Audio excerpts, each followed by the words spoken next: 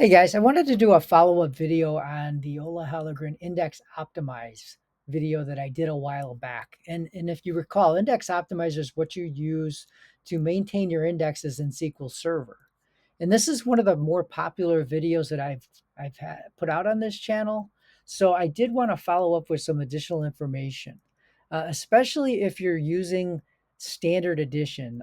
This video is information that you're going to need in order to effectively use the index maintenance solution. So again, what the issue here is, what if you don't have enterprise?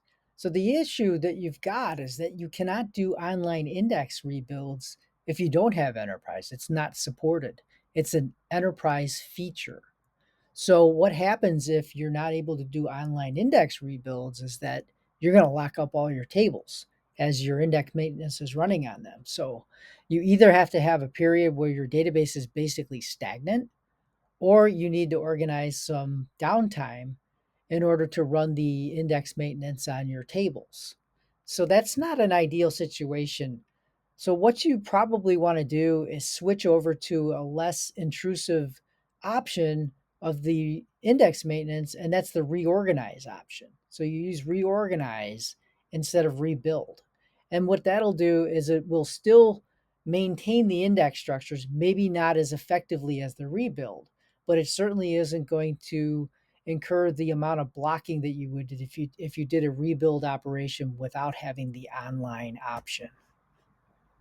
Digging into the specifics here, what I'm doing is that I'm replacing the directives for fragmentation medium and fragmentation high to use index reorganize. In the other video I showed you guys, there was a combination of directives given. In some cases, we're doing index rebuild. In some cases, we're doing index reorganize. Here, I'm just specifying in each case for fragmentation medium and high values that we want to use the reorganize.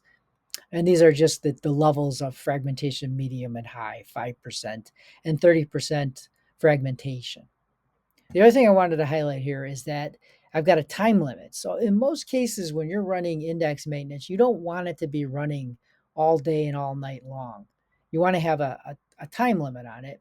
And you can run this routine on a regular basis so that it can kind of keep up with all the maintenance on all the tables. It just picks up where it left off. So in this case, I'm specifying a time limit of 10,800 seconds, which is 3 hours. And what it will do is that it won't start any new index maintenance operations after this time. So you might see the process run longer than 3 hours, but it won't start any new index maintenance routines after the 3 hour limit. Really quick, here's some other considerations for when you're running index maintenance. It's a very resource intensive operation. You could wind up using a lot of temp DB during index rebuilds. Transaction volume is sure to increase. I noticed somebody pinged me when they were trying to use index maintenance, and they said, hey, my transaction log filled.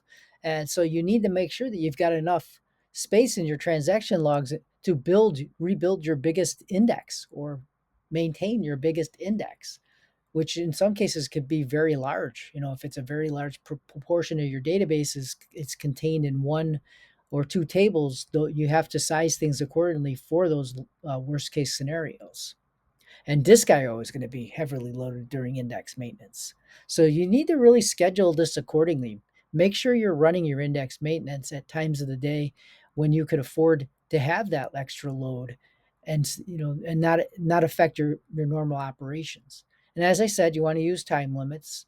And you also want to monitor the command logs. There's an option in the index maintenance routines, where you can specify if you want to log what's going on. And I would highly suggest using that option. That's it for today's video. Thanks for watching. As I said, the Index Optimize video was a pretty popular video that I put out, and I thought of some additional information and wanted to get it out to you guys. So I hope you learned something. Please like the video if you liked it. Consider subscribing. If you have more questions, please send them to me, and I'll try and answer with another video. Thanks, guys.